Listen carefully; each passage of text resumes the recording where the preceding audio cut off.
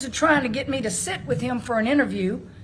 He contacts LSU on Tuesday as we were getting ready for the first round game of this tournament with more than a dozen questions, demanding a response by Thursday right before we're scheduled to tip off. Are you kidding me?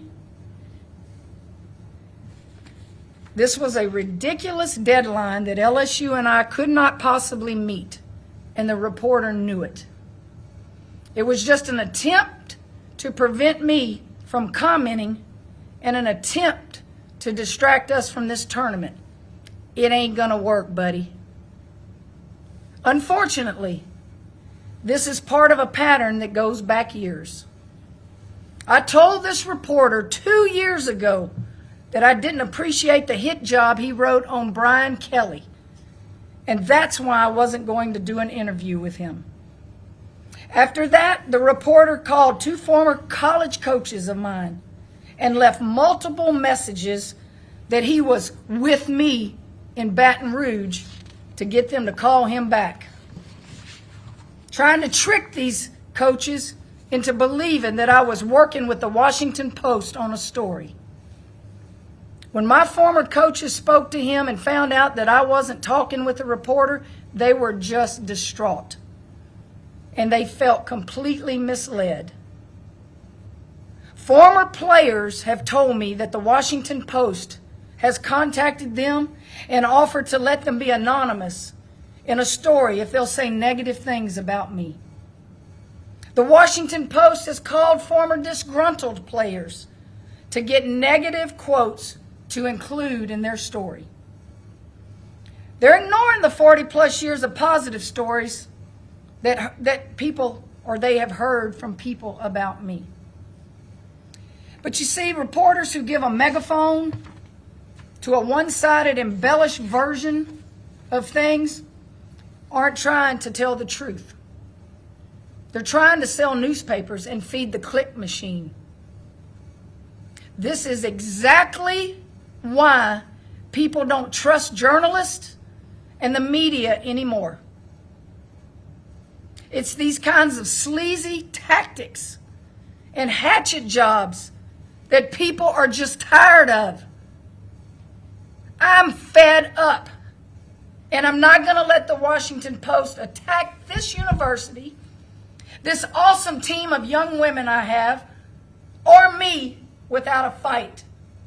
I've hired the best defamation law firm in the country, and I will sue the Washington Post if they publish a false story about me. Not many people are in a position to hold these kind of journalists accountable, but I am, and I'll do it. That's all I'm going to say about this right now. And now I'm going to get back to talking about my basketball team and winning this game tomorrow. All right, Coach, thank you very much. As you all know, you've been here regularly. Coach Mulkey usually does not make opening statements, so that's all on that topic. If you have questions about LSU's game yesterday and the win over Rice, or the game tomorrow at 2 o'clock against Middle Tennessee, we will open up the floor to questions for Coach Mulkey. Please introduce yourself and your affiliation. And with that, we'll open up the floor. Coach, Matthew Bernieth on 3. Obviously, Middle Tennessee's shooting and their guard play kind of got to Louisville late yesterday. Just what did you see in them, and how do you evaluate their guard play? Well, before I answer your question, let me say exactly what I think about Middle Tennessee's program. Rick Insell is a Hall of Fame coach. Rick Insell, I don't know how many years he's been there, but I guarantee you he's been a part of this. I bet in the last 20 years, he's beaten at least 25 to 35 Power 5 teams. 17 of those have been out of the SEC. So it wasn't a surprise to me yesterday that they won. He's extremely good at what he does. His son's on his staff. He has one of my former All-Americans on his staff. Much, much respect to Coach Insell and his family. They have treated me good through the years. They have sat with me at my son's baseball game in Louisville when we were all working in the summer. I love the Insell family. Now, to answer your question, you know they're going to shoot the 3 ball. They all shoot the 3 ball. So you're going to have to be very respectful of the three ball, but they also have size. They win. December's the last time they've ever lost a game. So they're very confident, they're very talented, they're very good. The stuff they run will be very difficult for us to defend. Yeah, just what kind of progress have you guys made? Oh, Michael Cowell, WBRZ TV. What kind of progress have you guys made as far as defending the perimeter? And, obviously your defense has stepped up over the last couple of months, but is it where you want it to be?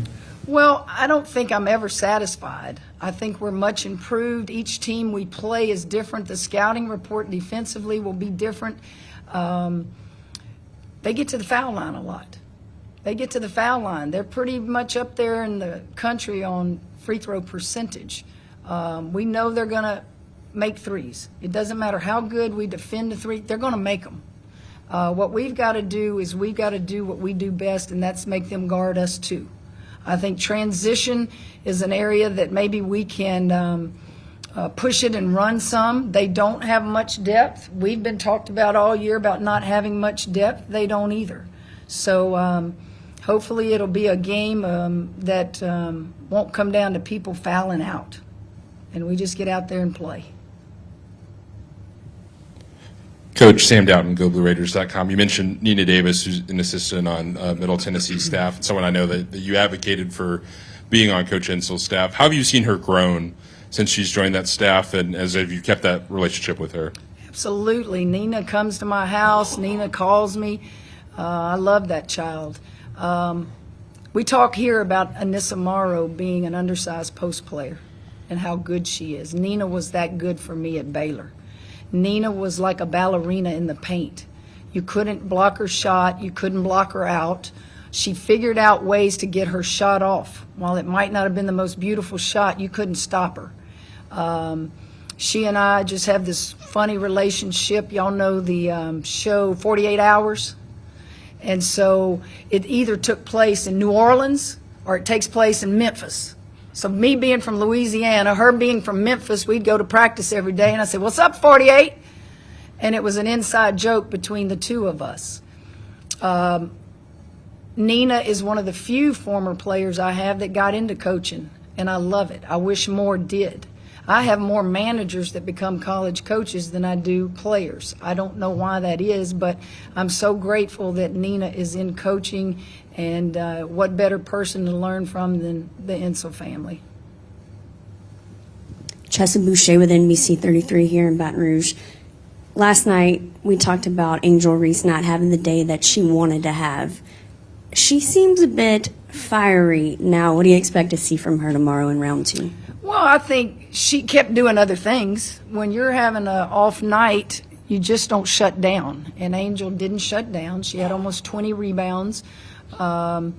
Do something when your shot's not falling or you just seem to be in a funk on the offensive end, and she did. But that game's over. It's survive and advance. But Angel has been in situations before when she didn't play well, and she's always responded. So she wasn't the only one that looked a little shaky yesterday. So tomorrow's a new day. Today is a new day. What did you see in that film? Anything that can help you going forward with the turnovers? Oh, Lord, I didn't go back and watch that. Middle Tennessee's too good for me to worry about what happened yesterday. No, we're watching Middle Tennessee as soon as that game was over. We don't even talk about that game. Yeah, no, I'm not. I don't want to go back and look at that. Just their bigs down low. How far has Aaliyah come as far as being able to, defend without fouling and stay in the game? She got the 2 fouls quickly yesterday. Aaliyah she's just gotten so much better. Her confidence is good, but what Aaliyah lacks, she can't control, and that's playing time, right? So the more playing time she gets as she gets older, the better she's going to get. So she's coming in, spotting Angel, spotting Morrow, and just look at how much she's improved in spot play versus when she really, really will get a lot of time in the future. Bryce Coon, 24/7 Sports. You just kind of mentioned we don't even look at what happened yesterday. Coaches talk all the time, this is truly survive and advance. What's the messaging of, hey, you want to play better, but we've got a really good opponent on Sunday? I mean, how do you balance that just within the short turnaround? Well, you kind of don't talk about yesterday. You talk about Middle Tennessee because we've got to focus our energy today because we won't be on the floor tomorrow with a 2 o'clock game. We have to do everything today in the film room, everything on the floor. So you don't talk about what happened yesterday. You talk about what we have to do to be successful. And they're very attentive. It's kind of like you flush it.